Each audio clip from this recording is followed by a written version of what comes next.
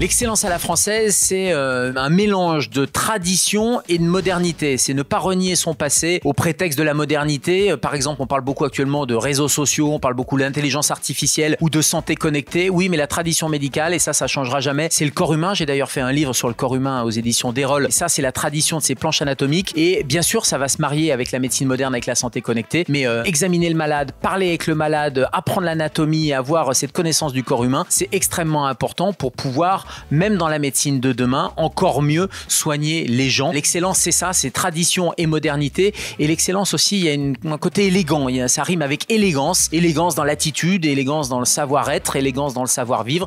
Ça, je crois que c'est important. Élégance esthétique aussi. 3 personnalités. Allez, la première personnalité, c'est Brigitte Macron. C'est une relation qui est un peu particulière, qui est sans chichi, sans déférence particulière avec la première dame. Évidemment, il y a un respect. C'est important d'avoir pour elle et pour l'Élysée, qui est quand même un bunker, des connexions un peu avec le terrain. C'est une personnalité, moi, qui m'a marqué. Il y a cette fidélité-là qui est importante. Deuxième personnalité, c'est Thomas Soto, un vrai journaliste. C'est-à-dire qu'il y a la rigueur, le travail, il y a l'empathie, là aussi la bienveillance. Et puis cette notion de fidélité, c'est des mots, moi, qui sont importants parce que ce sont des valeurs. Je suis depuis Europe 1 et m'a donné la chance de venir le rejoindre sur Télématin. Alors évidemment, il y a une complicité. Troisième personnalité, c'est Philippe Douste-Blazy. C'est lui qui a imposé au niveau international la taxe pour financer les médicaments contre le sida. Très engagé sur des programmes internationaux avec l'ONU pour lutter contre la malnutrition. Il le dit lui-même, il dit j'étais finalement un ministre un peu jeune et il dit je gagnais en maturité et je trouve qu'il a très bien vieilli. Voilà. Il y a plusieurs rencontres qui m'ont marqué, mais il y a une rencontre au tout début de mon parcours. J'avais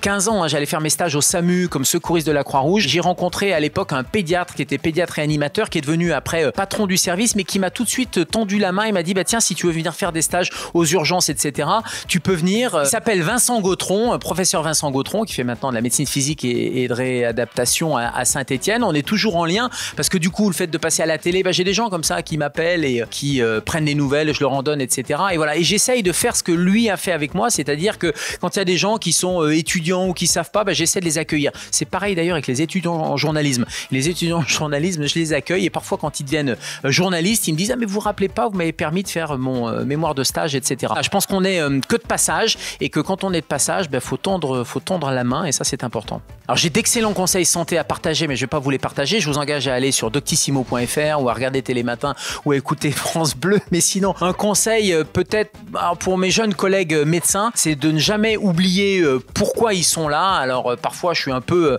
à l'hôpital, je fais un peu avec de l'efficacité parce que dans l'intérêt des patients, faut que ça aille vite quand même. Les gens, c'est inadmissible qu'ils attendent 4 ou 5 heures dans une salle d'attente. On est là au service des patients. Et l'autre conseil, et ça c'est plus personnel pour les jeunes collègues, je pense que ça s'applique à plein de choses dans la vie, c'est de faire des choses variées. Je fais des médias et je fais de la médecine. Ça permet de garder le plaisir qu'on a dans ces activités et notamment de garder ce plaisir sur le long terme parce que la difficulté, c'est de ne pas s'user.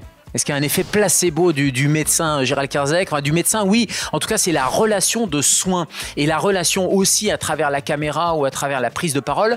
Je ne sais pas si c'est placebo. En tout cas, c'est une parole qui doit être là pour que les gens, après, se sentent un peu plus en confiance. Et donc après, c'est les ressources internes de chacun qui font qu'effectivement, ça peut aller sur un chemin de guérison. Mais l'effet placebo, c'est pas de la poudre de perlimpinpin. L'effet placebo, ça fonctionne et on l'utilise tous au quotidien. Et même quand vous prenez un vrai médicament, c'est le médicament plus l'effet placebo.